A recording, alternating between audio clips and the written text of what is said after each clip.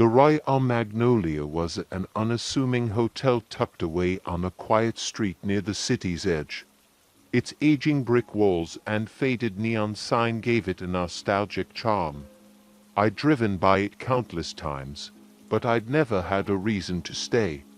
That was, until last winter, when a snowstorm grounded my flight home. Every hotel nearby was booked solid.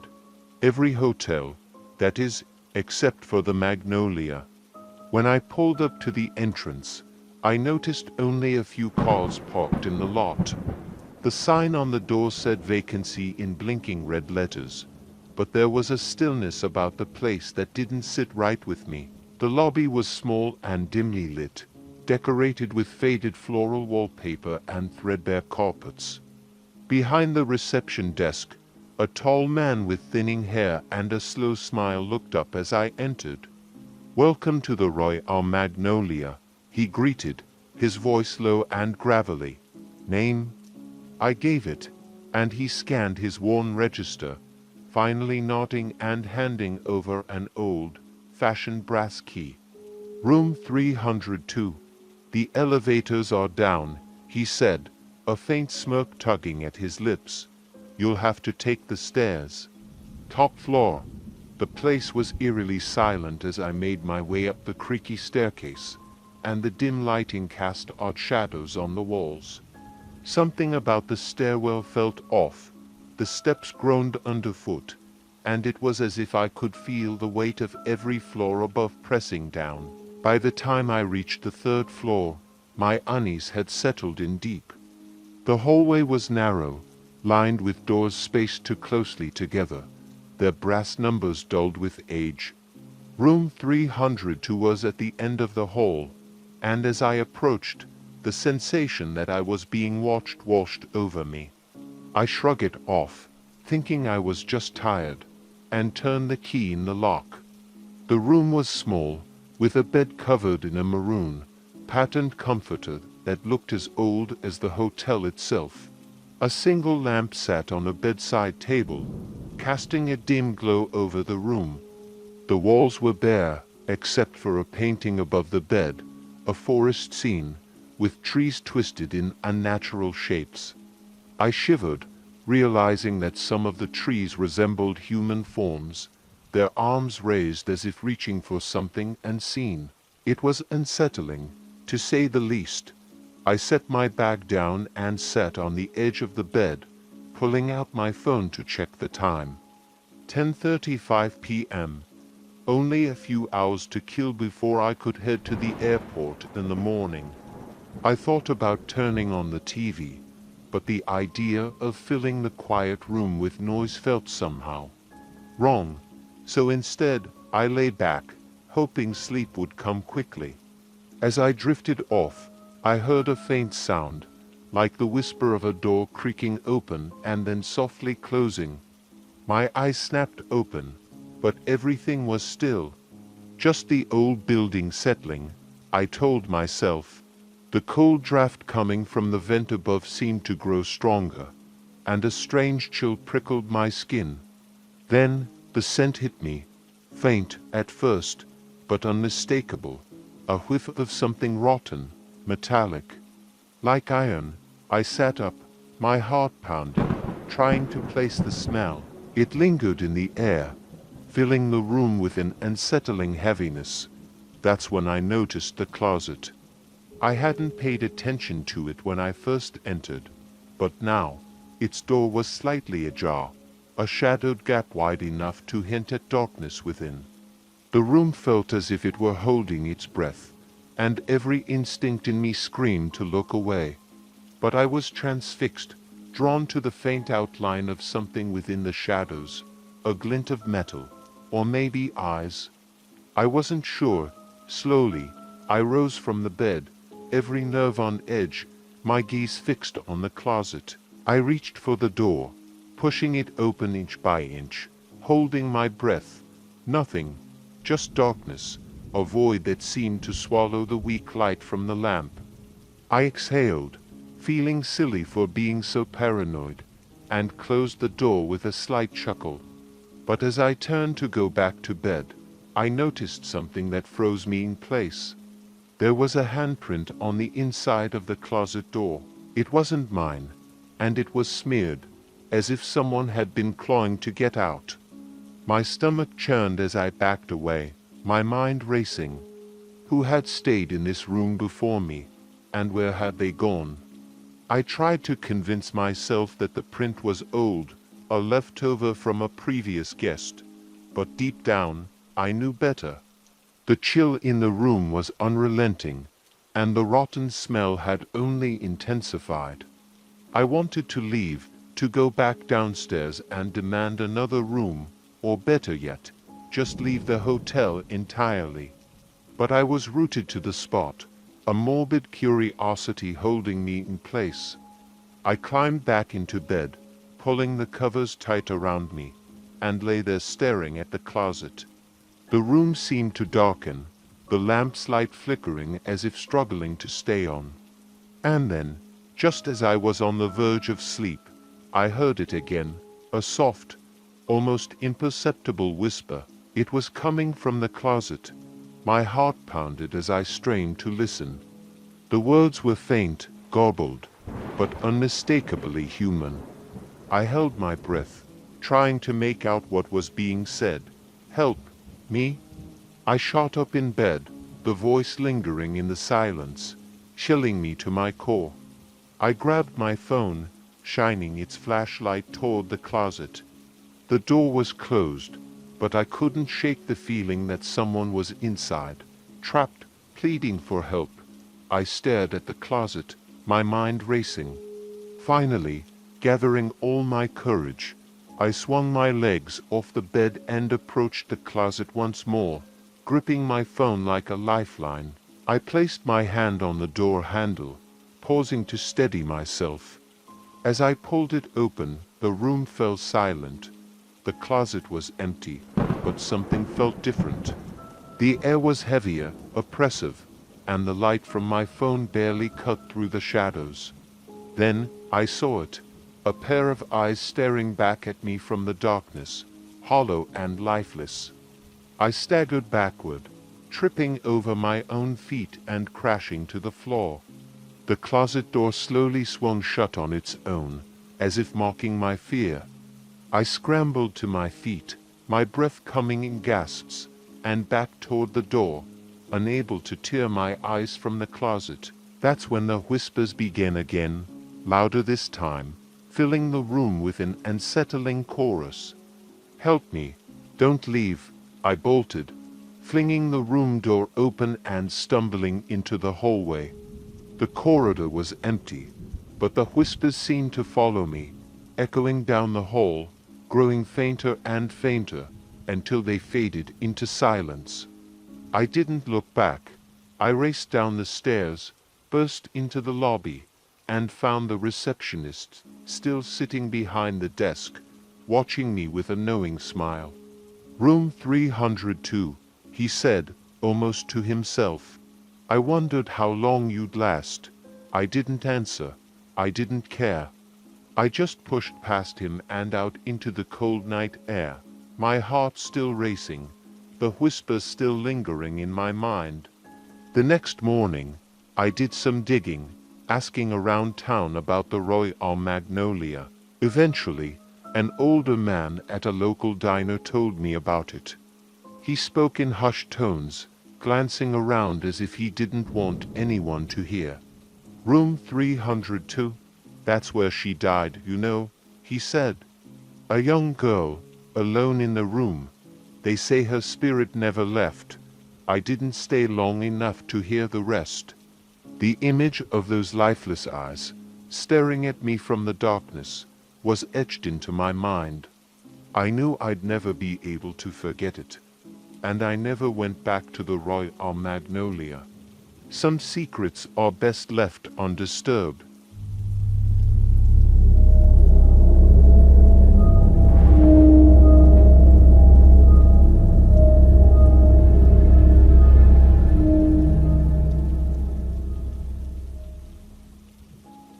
The Diamond Crest Hotel wasn't like other hotels I'd stayed in.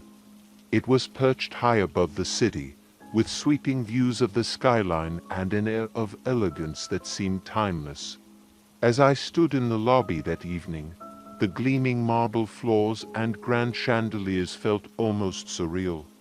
I'd been invited here on business, part of a corporate retreat for a new job I was starting, and everything about the hotel radiated luxury. When the receptionist handed me my keycard for Suite 410, I could feel something strange in her gaze, a flicker of hesitation before she forced a polite smile and nodded me off. At the time, I brushed it off, attributing it to the late hour or the exhaustion of working the night shift. I made my way to the 4th floor, the elevator moving with a smoothness that lulled me into a sense of calm. As I stepped out, however, that calmness was shattered. The hallway on the 4th floor was eerily quiet, the carpet absorbing my footsteps, and the air had a thick, stifling quality to it. The only sound was a faint hum from the lights overhead, casting a dim, flickering glow along the corridor. I glanced at the numbers on the doors as I walked, and the feeling that I was being watched crept up my spine. Finally, I reached Suite 410. As I slid the keycard into the lock and pushed the door open, a blast of cold air greeted me. The suite was spacious and pristine, with a polished sitting area, a king-sized bed, and a large floor-to-ceiling window showcasing the glittering city lights below. I felt the chill immediately, though like the room hadn't been occupied or heated for a very long time. I dropped my bag on the bed and took a quick look around, trying to shake off the unease. There was a strange smell in the air, a faint mustiness, like old wood and something else I couldn't quite place. The faint odor lingered as I settled in, and I couldn't shake the nagging feeling that I wasn't alone in the room. Trying to brush off the thought, I headed to the bathroom to freshen up. But as I looked into the mirror, a strange sensation washed over me. The reflection felt wrong, somehow, like the person staring back at me wasn't entirely me. I blinked, and for a split second, I thought I saw someone else's face overlaying mine, a pale, shadowed face with sunken eyes. I stumbled back, my heart racing, and when I looked again, the face was gone. My hands shook as I splashed cold water on my face, convincing myself it was just a trick of the light. I returned to the bedroom, deciding to unpack a bit and distract myself, but the feeling of being watched only grew stronger. The hairs on the back of my neck stood on end, and I kept glancing over my shoulder, half expecting to see someone standing there. That's when I noticed the painting. It was hanging above the bed, a large, dark canvas depicting a lone figure standing in a foggy field. The figure's face was obscured, but its posture was unnatural, twisted, and there was something unnervingly familiar about it. My stomach twisted as I studied the painting, an inexplicable dread settling over me. The hours ticked by, and I tried to get some sleep, but the cold only seemed to intensify, seeping through the blankets and chilling me to the bone. My eyes were heavy, but each time I drifted off, I was jolted awake by a whisper, soft, just on the edge of hearing. At first, I thought it was just my imagination, but it grew louder, filling the silence of the room. "Get out!" I bolted upright, my heart pounding, the whisper fading as quickly as it had come. The room was silent once again, but that oppressive feeling weighed on me, thickening the air until I felt like I was suffocating. I glanced around, my eyes settling on the closet. Its door was ajar, a sliver of darkness peeking out, and the shadows within seemed to move, shifting and swirling in a way that defied logic. For reasons I couldn't explain, I found myself drawn to it. My feet moved on their own, taking slow, deliberate steps toward the closet.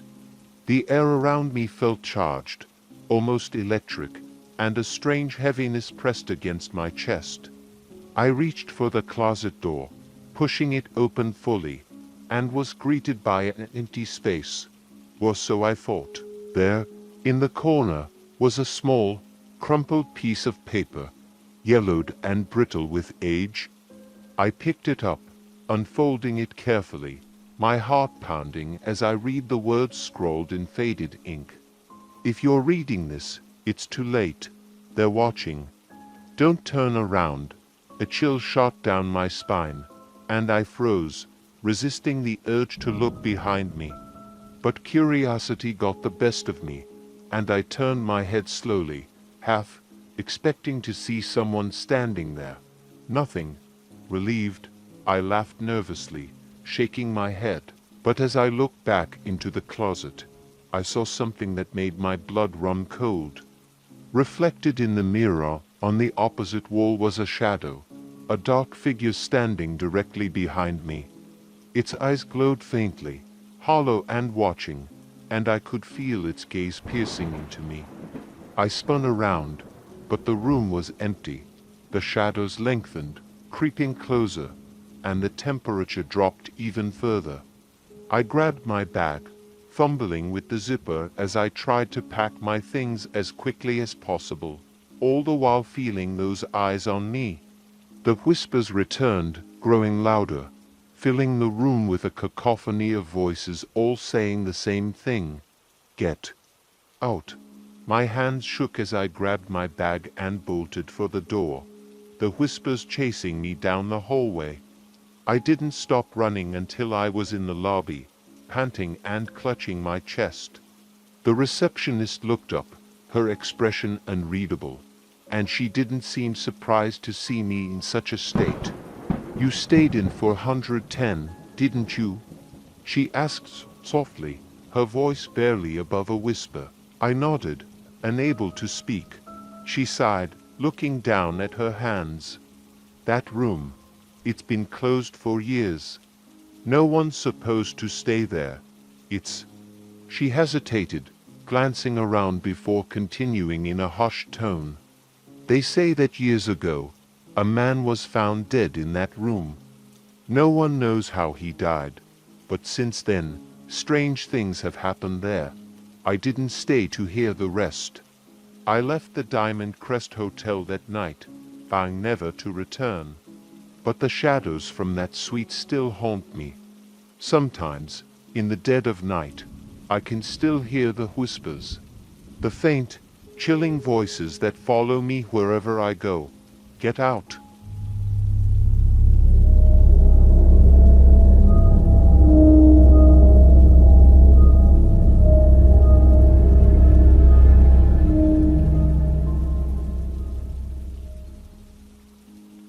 I traveled for work countless times, but this business trip felt different. The hotel I was staying at, the Grand Magnolia, was a charming yet slightly worn, down place, far from the sleek corporate hotels I was used to. It had an old, world charm with mahogany paneling and creaky floors, but something about it seemed off. When I checked in, the front desk clerk looked tired, his eyes sunken as if he hadn't slept in days.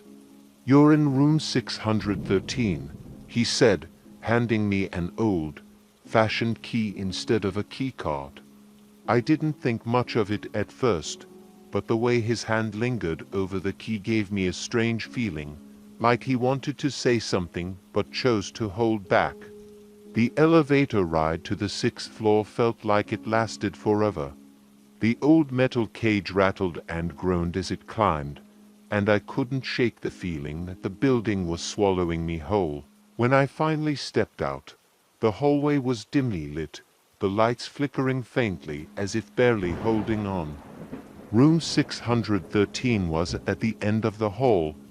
I reached the door, unlocked it, and stepped inside, immediately struck by a stale, musty smell. The room looked untouched, almost as if it had been frozen in time, with faded wallpaper and a dated, boxy television. The bed was made, but the sheets had a peculiar, yellowish tint, like they hadn't been changed in years. As I settled in, I noticed a few quirks about the room. The clock on the wall was stuck at 3:13, and no matter how many times I tried to adjust it, it wouldn't budge. A chill swept through the room, and I assumed it was just poor heating. But as I unpacked, a strange sound caught my attention, a faint scratching, like something brushing against the walls from the other side. I ignored it, convincing myself it was just an old building settling. I had just begun to unwind when the phone rang. It startled me, the old rotary phone buzzing loudly in the silence. I picked it up, expecting the front desk, but no one was there, just static. I waited for a few seconds, assuming it was a bad connection, but then I heard something faint through the crackling, whispering, soft and barely audible, "Leave, please." My breath caught in my throat, and I slammed the phone down, dismissing it as some kind of prank. But I couldn't ignore the feeling that someone was watching me. I glanced around the room, every shadow suddenly seeming to move with a life of its own. That night, I lay in bed, tossing and turning. Sleep didn't come easily, as the room felt too cold, too empty. The scratching noise returned, louder this time, more persistent. I tried covering my head with the pillow, but it didn't help. Then, just as I was on the verge of sleep, a soft knock echoed from the door. I froze, my heart pounding. Who could be knocking at this hour? I forced myself out of bed and crept to the door, peeking through the peephole. The hallway was empty. My hand lingered on the door handle, and just as I was about to turn back, I heard a voice whisper through the door. "Room service." The voice was low, raspy, and unmistakably close. My skin prickled with fear, and I backed away from the door. I hadn't ordered room service. Trying to calm myself, I rationalized that it was probably a mistake. I returned to bed, but the scratching persisted, almost as if it was coming from inside the walls.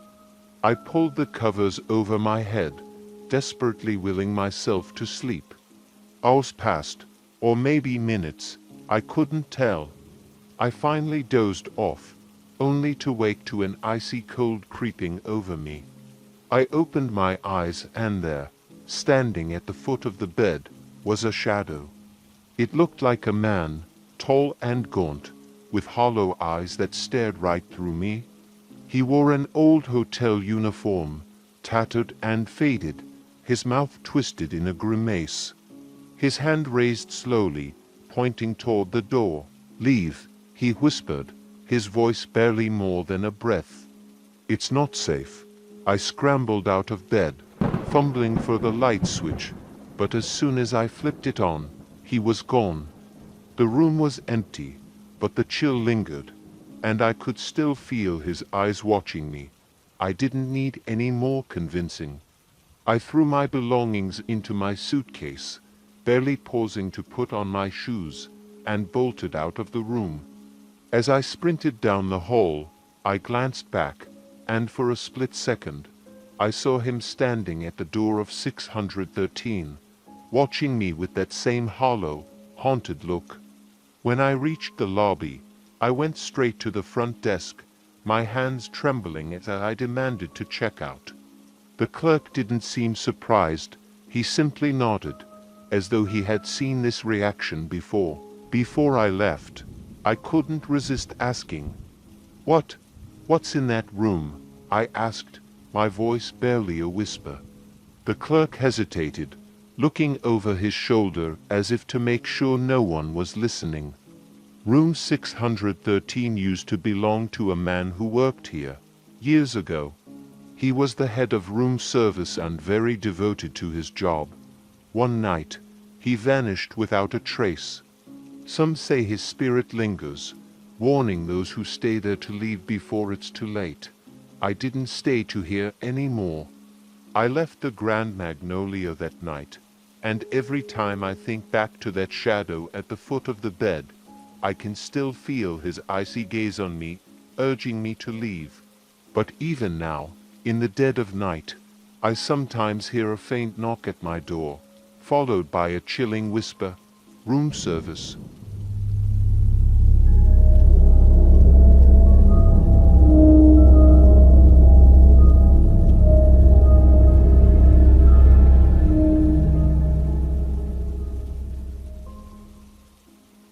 I'd never worked in a hotel before, but when my old friend Luke reached out about a job at the Hillcrest Inn, I thought, why not? It was a remote hotel, far from the bustle of the city, nestled up on a hill and surrounded by dense forest. It wasn't much to look at, a bit dilapidated and outdated, but the pay was decent, and the idea of peace and quiet appealed to me. Luke had warned me that the place had a reputation, but he wouldn't say much else. From the start, something about the Hillcrest felt off. I couldn't put my finger on it. The building itself seemed to loom over you, with narrow hallways and rooms that seemed to close in the moment you entered. My shifts were at night, and I'd spend long hours at the front desk, alone, listening to the sounds of an old building groaning and settling. The place was nearly empty most of the time. Just a few regulars who came for the isolation or maybe for the thrill. Then there was room 9. It sat at the far end of the ground floor hallway, hidden in shadows. The door was always closed, and Luke had warned me never to enter it. "Just leave it alone," he'd said with a serious look. "Room 9 doesn't take well to visitors." At first, I didn't think much of it. Every old hotel has its quirks, right? But it wasn't long before I started noticing strange things. On some nights, the lights in the hallway would flicker wildly, but only near room 9. The temperature would drop, and an icy draft would seep through the cracks in the walls. Once, as I was making my rounds, I heard faint, muffled voices coming from inside the room, like someone was having a conversation in a language I couldn't understand. I shook it off, hoping it was just my mind playing tricks. Then one night, as I was returning from a break, I noticed something odd. The door to room 9 was slightly ajar, just a crack, but enough to catch my attention. I felt a strange compulsion to peek inside, even though every instinct told me to stay away. I hesitated, then slowly inched closer, my heart racing. Inside, the room was empty, but it didn't feel empty. It was like stepping into a forgotten place, frozen in time. The air was stale, and an unsettling silence filled the space, thick and heavy. A single chair stood in the center of the room, facing a window with the curtains drawn. The rest of the room was bare, no bed, no furniture, nothing. I was about to turn and leave when I noticed something strange. There was a faint outline on the floor, a circular mark, like something heavy had been there once. And then I saw it, a message, barely visible, scratched into the paint on the wall. "Don't let them in." My stomach churned, and I stumbled back, slamming the door shut. I didn't know what to make of it, but I didn't want to find out. I locked the door and hurried back to the front desk, trying to shake off the feeling that I disturbed something that didn't want to be bothered. That was the beginning of it. After that night, things started happening. The phone at the front desk would ring at odd hours, but there'd be nothing but static on the other end. Sometimes, I'd hear footsteps in the hallway, but when I checked, it was empty. And always, I'd feel like I was being watched. One night, around 2 a.m., the phone rang again. I picked it up, expecting the usual static, but this time I heard something else. A whisper, "Help, please." My heart raced, and I strained to hear more, but the line went dead. I tried to convince myself it was just a prank, but the voice had sounded so desperate, so real. Against my better judgment, I decided to check room 9 again. I grabbed the master key and walked down the hallway, my hands trembling. When I reached the door, I heard the whisper again, faint but clear, coming from inside. "Help! They won't let me leave." I turned the key and pushed the door open, my pulse pounding in my ears. The room looked the same as before, bare, empty, and silent. But as I stepped inside, I felt an overwhelming sense of dread, like I was intruding on something forbidden. Then, suddenly, the door slammed shut behind me. I spun around, my heart hammering, but the room was empty. I tried the handle, but it wouldn't budge. Panic surged through me, and I pounded on the door, calling for help, but no one came. The temperature dropped, and a thick, oppressive darkness settled over the room, and then out of the shadows, I saw them, figures, faint and ghostly, materializing around me. They were whispering, their voices blending together in a haunting murmur. "Don't let them in! Don't let them in!" I pressed myself against the wall, trapped, as the figures drew closer, their faces pale and expressionless, their eyes hollow and empty. One of them reached out, brushing a cold, bony hand against my arm, and I felt a chill so deep it cut through to my bones. "Please," I whispered, my voice barely audible. "What do you want?" The figure tilted its head, its eyes narrowing as it stared at me. Then, slowly, it leaned in, whispering in my ear with a voice that was barely more than a breath. "Leave, before it's too late." And then, just as suddenly as they had appeared, the figures vanished, leaving me alone in the darkness. The door creaked open, and I stumbled out into the hallway, gasping for air. I didn't look back. I didn't want to know what I might see if I did. I quit my job at the Hillcrest in that very night, leaving without even collecting my final paycheck. I couldn't stay there, not after what I'd seen, what I'd felt. Luke tried to convince me to stay, but he could see the fear in my eyes, and he didn't push me. To this day, I don't know what haunts room 9, and I don't want to know. But sometimes, late at night, I can still hear that voice, whispering from the shadows, warning me to keep away from the darkness. But now and then, I wonder, who else has ignored that warning?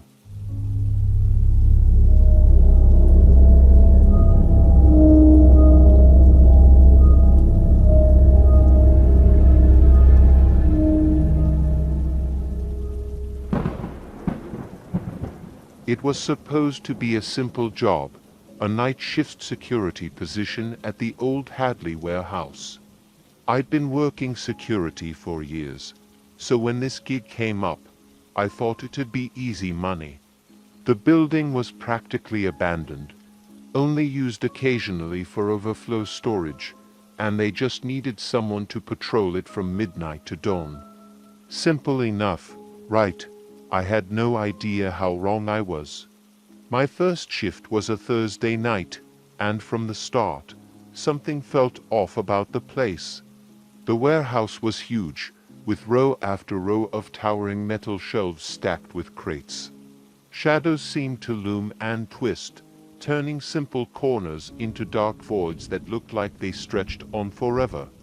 I tried to shake it off as an overactive imagination, but the feeling persisted. The building itself had an odd atmosphere. When I walked through the rows, there was a strange hum like machinery running in the distance, though nothing was supposed to be operational. The security team assured me everything was powered down at night, so I was left with a dozen explanations that never really added up. Still, I couldn't exactly walk away on my first night. Around 2 a.m., I started hearing noises. At first, It was just faint footsteps echoing from somewhere deep within the warehouse. I thought it might be a homeless person who'd snuck in for shelter, so I grabbed my flashlight and started my patrol, scanning each aisle as I went. But no matter where I looked, I found nothing. The footsteps would stop as soon as I got close, and the silence that followed was almost louder than the sound itself. By 3 a.m., I was beginning to feel a growing sense of dread. Then, in the stillness, I heard what sounded like a whisper. It was coming from the far end of the warehouse, from a darkened area where I hadn't ventured yet. I told myself it was just a draft, or maybe an echo of some old machinery settling. But as I listened closer, the whisper grew clearer, forming words that I could almost understand. "Help! Help!" My skin prickled with goosebumps. The voice was weak, barely audible, but there was a desperation in it that made my stomach twist. I took a deep breath, shining my flashlight down the aisle, and started moving toward the sound. My footsteps echoed against the concrete floor, amplifying the silence that seemed to press in from all sides. I reached the end of the aisle and turned the corner. At first, I didn't see anything, just rows of crates stacked to the ceiling. But then, out of the corner of my eye, I caught a flicker of movement. I whipped my flashlight in that direction, heart pounding, but it was gone as soon as it had appeared. Shaking off my nerves, I scanned the area more carefully. That's when I noticed one of the crates had been pulled out slightly, creating a narrow gap between it and the wall. It looked like someone could have been hiding there. I took a cautious step forward, holding my flashlight out in front of me like a shield. "Is anyone there?" I called, my voice sounding too loud in the quiet. There was no response. The silence felt oppressive, thick and heavy like a weight pressing down on my chest. I shone the light into the gap, expecting to find nothing, but my heart nearly stopped when I saw a face staring back at me. It was a Friday night when I arrived at the Golden Ridge Hotel for my 2-week business trip. The hotel had an odd reputation. Some people said it was haunted, but I brushed it off as just urban legends. However, I wasn't there for luxury or stories. I was there to work, and the hotel was the only option close to my client's office. From the moment I stepped into my room on the 13th floor, I felt a strange unease. The air was stale, thick with a scent I couldn't quite place, like old perfume mixed with dust. The room itself looked like it hadn't been updated in decades. Faded floral wallpaper peeled at the edges, and the old-fashioned lamps flickered when I turned them on. But it was the bed that disturbed me most. There was an odd, deep indentation in the center, as if someone had lain there for years without moving. After I unpacked, I settled into the armchair by the window and tried to relax. The city lights blinked below me, but I couldn't shake the feeling of being watched. I glanced around, trying to spot the source of my discomfort, but the room was empty. I shook it off, chalking it up to nerves. Around midnight, just as I was about to fall asleep, I heard a knock on the door. Startled, I looked through the peephole. No one was there. I opened the door, expecting to find a prankster, but the hallway was empty, silent except for the distant hum of the elevator. I closed the door and crawled back into bed, but as I turned off the lights, a loud bang came from inside the room. Heart pounding, I flipped on the light. The sound had come from the closet door, which now stood slightly ajar. My pulse raced as I walked over and pulled the door open wider. The closet was empty, but I couldn't shake the feeling that someone, or something, had just been there. The next morning, I mentioned the incident to the concierge. The young woman behind the desk looked uneasy. I'd request a room change, she suggested quietly, glancing over her shoulder as if worried someone might overhear. There are stories about the 13th floor. Curious, I pressed her for details. She reluctantly told me that the hotel was rumored to be haunted by the spirit of a woman named Evelyn. Evelyn was a former guest who had stayed in the very room I was assigned years ago. Her story was tragic. She'd been jilted by her lover and was found dead in the room after a week-long stay. Some guests claimed to hear her footsteps at night or catch glimpses of her reflection in mirrors, and room service staff avoided the 13th floor entirely. Despite the eerie tale, I decided to stay put. I didn't believe in ghosts, and besides, I wasn't about to let a creepy story scare me off. But that night, things escalated. Just as I was drifting off, I felt something ice-cold brush against my face. I bolted upright, but the room was empty. Then, just as I was about to lay back down, I heard a soft, mournful humming coming from the corner of the room. Frozen in fear, I watched as a faint shape began to form near the window, a woman, dressed in an old-fashioned gown. Her head was bowed, her hair spilling over her face, obscuring her features. She swayed gently, her arms wrapped around herself as if trying to hold on to something lost. I wanted to scream, but my throat was dry. I watched, paralyzed, as she turned toward me. For a brief, horrifying moment, our eyes met, and I saw nothing but sadness, an endless, hollow grief. And then, just as quickly as she'd appeared, she faded away. I lay awake the rest of the night, clutching the sheets, unable to sleep. The next day, I demanded a room change, but the manager, a middle-aged man with a grave expression, informed me that no other rooms were available. When I pressed him, he glanced at me with pity,